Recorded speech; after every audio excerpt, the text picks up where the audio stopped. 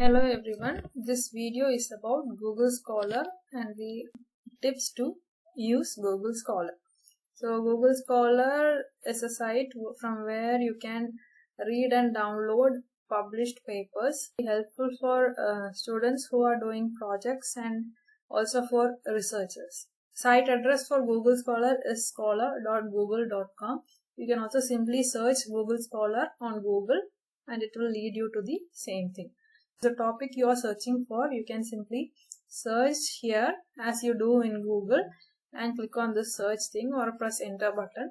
You will get the results. So for instance, if you are looking for the effects of chemicals on environment, you can type it here, effects of chemicals on environment, and if you press enter, you will get a web page listing out the works that have been done on the same topic. So from this list we can deduce some things. If you see this PDF right here, it says that this paper is available as PDF. So there is no PDF thing here. So the PDF is not available.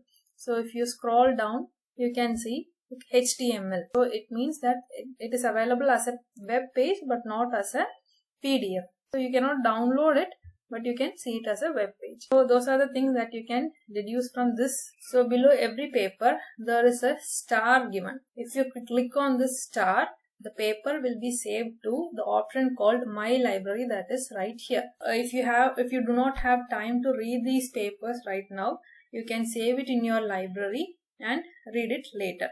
So you can click on this star option here. So once you click on the star, there will be an option called label as. So you can create new labels or you can save it in existing labels. These are the labels I created.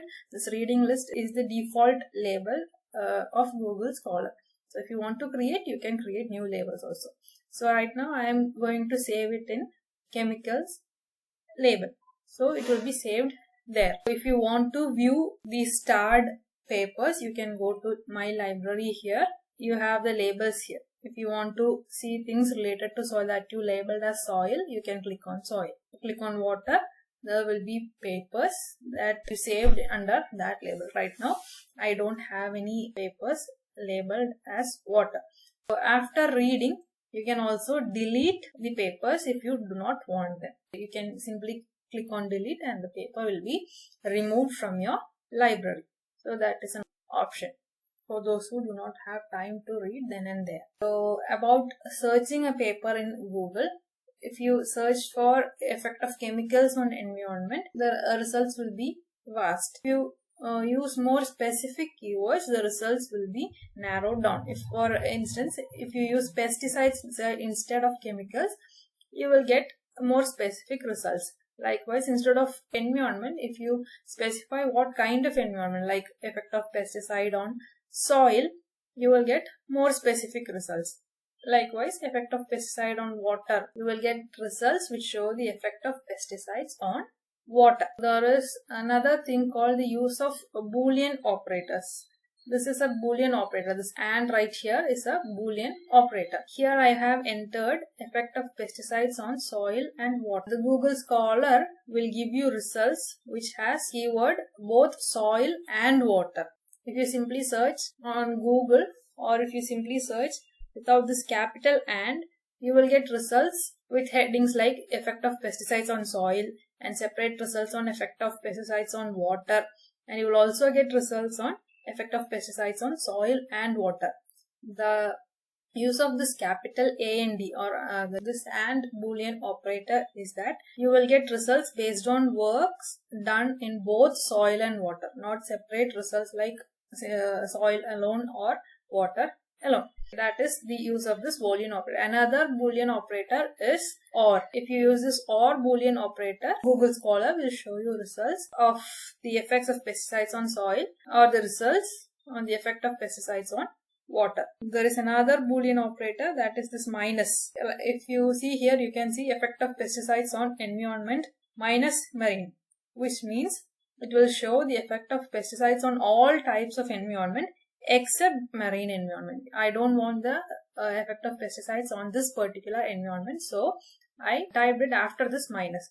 So the results will not be displayed which contain the word marine. These Boolean operators are really helpful, so you will get very specific results. So another thing about Google Scholar is that after reading a paper, you thought if a particular author is good and you want his results more, you can simply click on this author's name which is underlined. If the author's name is underlined and if you click on it, you will get the results which he has authored. So these are the papers which this author has written. So that is another feature of Google Scholar. Another thing is you can search for papers from a particular period of time. So if you want papers from 2021, you can click on this and Google Scholar will show you results only from 2021, not the ones published before that. There is also an option called custom range. So if you type 1992 to 2020, the papers published during that particular period will be displayed. Another feature of Google Scholar is that there is an option called advanced search. In its home page, if you click on this option, there is an option called advanced search. So you can type in words or sentences from articles and you can search for it if you want the entire paper. For instance, I'm clicking on advanced search. If I want to find out the author of a particular paper and I know some sentences, I can paste it here, and if I know any of the other things, I can enter it here, or simply I can click search, and if it is present in Google Scholar, the Google Scholar will show you the results. So the sentence I have entered is right here, and this is the paper I want. Okay, so now I can download the PDF or read or whatever I want, or do whatever I want. Another key feature of this Google Scholar is that the option to cite the papers. So if you are a college student or a researcher, at the end of your work, you will have to cite, you will have to write a portion called the reference or bibliography, right? So that is a very tedious task. So the cite option will be really helpful. So if you click on this cite, you will have options of different forms of citations. There is MLA format, APA, Chicago format, and you can simply copy this from here and paste wherever you want. You need not spend time figuring out how to cite the reference in a particular format. You can simply copy this from here and paste wherever you want. So these are some of the things about Google Scholar that one should know, so that it will be easier for them to get very specific results. Okay, that's all about this video. If you like the video, please do click on like and do subscribe the channel and share with your friends if you found it useful. Thank you everyone.